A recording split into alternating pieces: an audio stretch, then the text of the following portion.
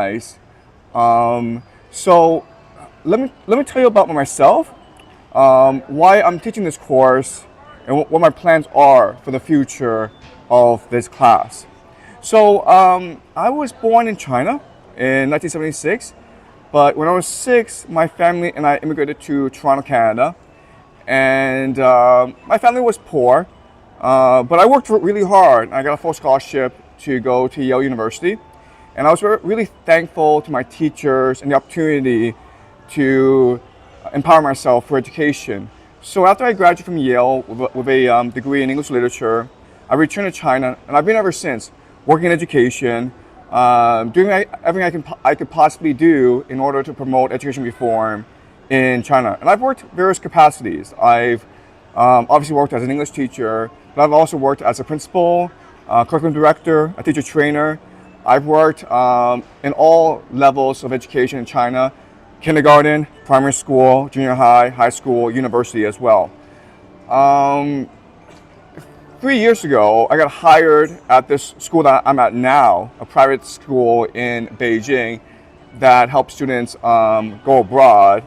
And I first came in actually as a curriculum director, overseeing the humanities curriculum at the school, which is what I specialize in. But the school needed teachers because of COVID. It was really hard to recruit teachers back then. So I was teaching AP English.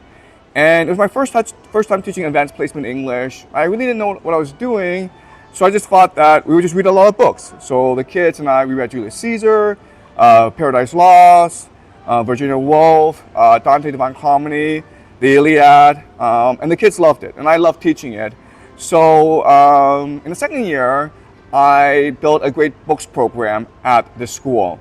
And again, it was extremely successful. We read the Iliad, the Odyssey, the Ennead, the Bible, the Divine Comedy, and the kids loved it. But while teaching it, I recognized there was a problem. And the problem was the kids, being Chinese, had absolutely no historical context to work with. So this year, I started to develop a new program, which is the program that you've been experiencing for the last 60 classes. My goal this year was to teach the entirety of human history from the Ice Age up until the American Empire, which is what I taught yesterday. And again, it's been great for the kids. And it's been great for me because it's really offered me an opportunity to think very deeply about history. Specifically, it's given me an opportunity to think about the possibilities of history. And over the course of teaching this course, I've decided that I want to create a new intellectual movement, a new sort of history, and I call it predictive history.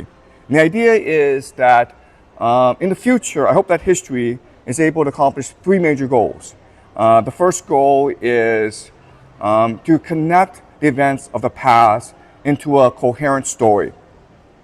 Second is to help us understand and explain the present. And the third goal is to be able to predict the future. And I think that if what we teach accomplishes all 3 goals, then it must be true history. And I think if we have true history, then we, humanity, the world, can better organize, can better control our future.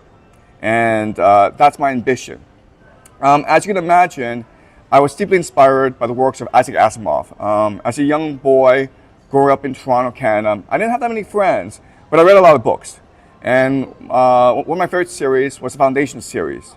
And in it, Isaac Asimov proposed the idea of psychohistory, which is the idea that we can mathematically model the present and the past so as to predict the future. And that, I think, will be my future ambition moving forward. I want to build the intellectual foundations for the possibility of psychohistory. And that's my long-term thinking.